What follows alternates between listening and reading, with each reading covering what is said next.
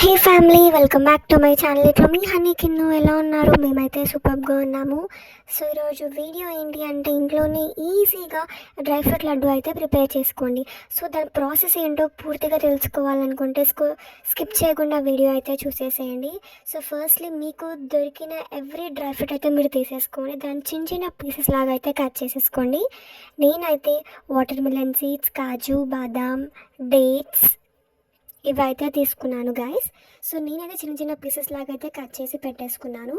ఇప్పుడు ఒక గిన్నె తీసుకొని దాంట్లో కొంచెం గీ యాడ్ చేసి అది కొంచెం కరిగే వరకు ఆగి దాంట్లో ఇంకా మనం కట్ చేసి పెట్టుకున్న డ్రై ఫ్రూట్స్ అన్నీ వేసేసుకొని బాగా అయితే కలిపేసుకోవాలి గైస్.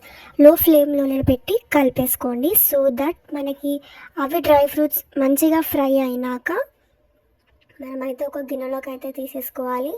సో అది మొత్తం బ్లాక్ కలర్లో కూడా కావాలి, జస్ట్ నార్మల్గా మనకి లైట్గా ఫ్రై అవ్వాలి. ఇంకా మనము ఇలా కలుపుతూనే ఉండాలి. బికాస్ ఒకవేళ మనకి గీ తక్కువ పడినా యాడ్ చేసుకోండి, గీ ఎక్కువ తినే వాళ్ళైతే.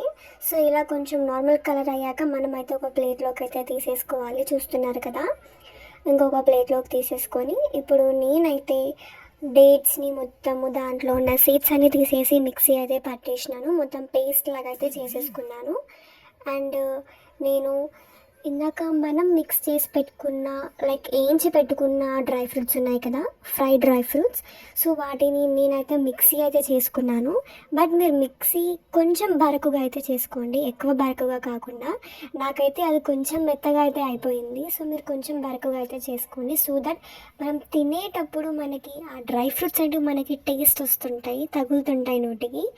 సో అలా నేను డేట్స్ అయితే మొత్తం ఇలా ఫుల్ పేస్ట్ లాగా అయితే మిక్సీ పట్టేసుకున్నాను. ఇప్పుడు స్టవ్ మీద తీసుకొని దాంట్లో ఈ పౌడర్ అంతా వేసేసుకున్నాను.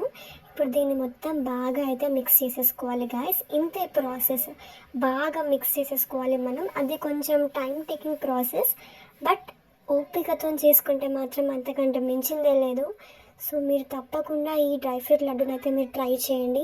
సో ఇలా బాగా అయితే కలిపేసుకొని ఇంకొక గిన్నెలోకి తీసుకొని ఇంకా మనకి నచ్చిన షేప్లోకి అయితే మనం కట్ చేసుకొని ఎంజాయ్ చేసేసేయాల్సిందే. ఇంకా నేనైతే రౌండ్గా అయితే కట్ చేసుకున్నాను గైస్. చూస్తున్నారు కదా, ఇలా రోల్ లాగా చేసుకొని రౌండ్గా అయితే కట్ చేసుకొని పెట్టుకున్నాను. సో మీ ఇష్టం, మీకు నచ్చిన షేప్లో అయితే కట్ చేసుకొని ఎంజాయ్ చేసేయండి. సో ఈ వీడియో మీకు ఎలా అనిపించిందో నాకైతే కామెంట్ సెక్షన్లో కామెంట్ చేయండి. అండ్ మరిన్ని వీడియోస్ కోసం like, share and subscribe. Thank you.